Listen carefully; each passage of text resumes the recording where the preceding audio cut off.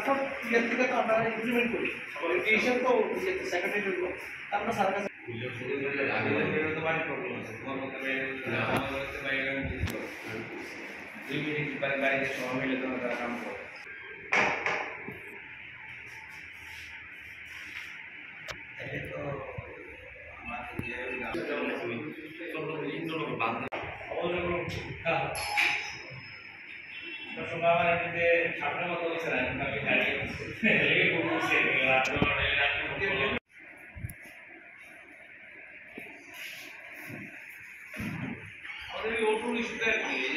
গোলাপি করা ওটুর উপরে সবাই মিলে খরগস্ত হয়েছে ওটু এর আগেও মিটার করলো সার্কুলার দিল যদি আপনি ছিলেন না মিটার সার্কুলার আমরা মিনিস্টারের কাছেও গেছিলাম মিনিস্টার কয় তো আমারা বলে না কিন্তু ওটু ড্রাইভাররা তো ক্ষতিগ্রস্ত হয়েছে এই মিটার করে এখন তো কোনো কার্যকরী নেই মিটার একই অবস্থা অটো রিক্সা ওয়ার্কার্স ইউনিয়ন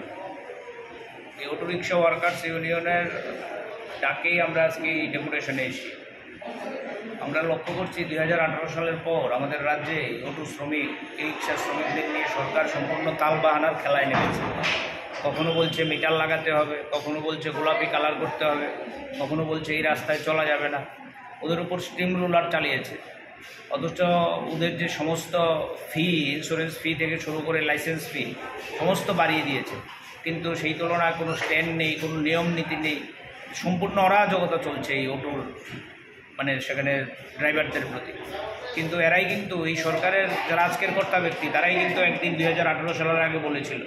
যে আমরা যদি সরকারে আসি অটো শ্রমিকদের জন্য এমন নিয়ম চালু করব যাতে তারা আর ভাত খেয়ে না খেয়ে মরতে হবে না কিন্তু সম্প্রতি যে সার্কুলার দিয়েছে তারা যে এবং আজকে 25 তারিখ বলছে 25 তারিখের পরে বাইরের কোনো অটো শহরে ঢুকতে পারবে না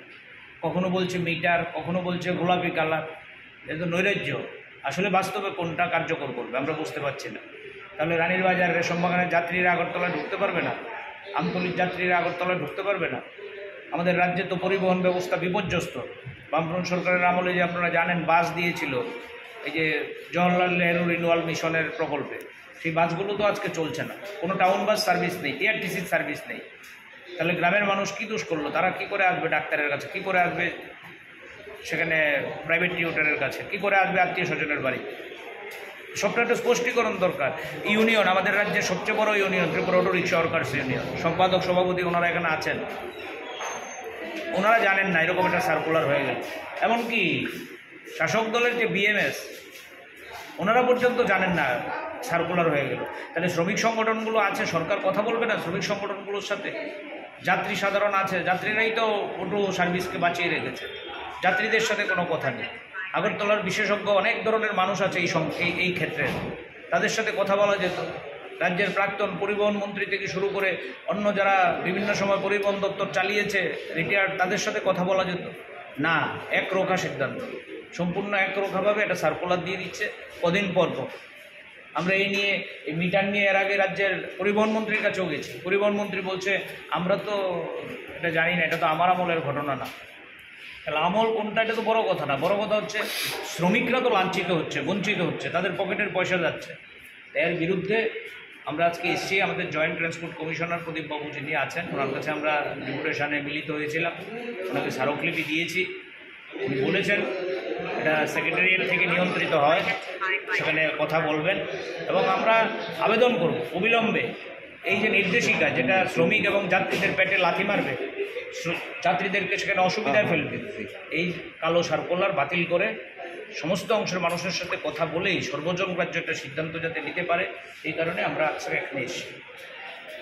একটা জিনিস দেখা যাচ্ছে যে সরকার সার্কুলার জারি করেছিল যে এই রিক্সাগুলো বিক্রি বন্ধ রাখা লাগে মেন সেন্টার এলাকা কিন্তু প্রতিনিয়ত দেখা যাচ্ছে রোডে গাড়ি নামছে সেদিকটা কি এই বিষয়টা নিয়ে আপনারা দেখছেন এই সরকারের তো কোনো নিয়মের বালাই নেই কিছু কোনো নিয়ম নীতি নেই কোনো ক্ষেত্রে না শুধু পরিবহন ক্ষেত্রে না ওই শুনলাম পরিবহন ক্ষেত্রে লাইসেন্স নাকি দোকানের মধ্যে পাওয়া যায় রাস্তার রোড লাইসেন্স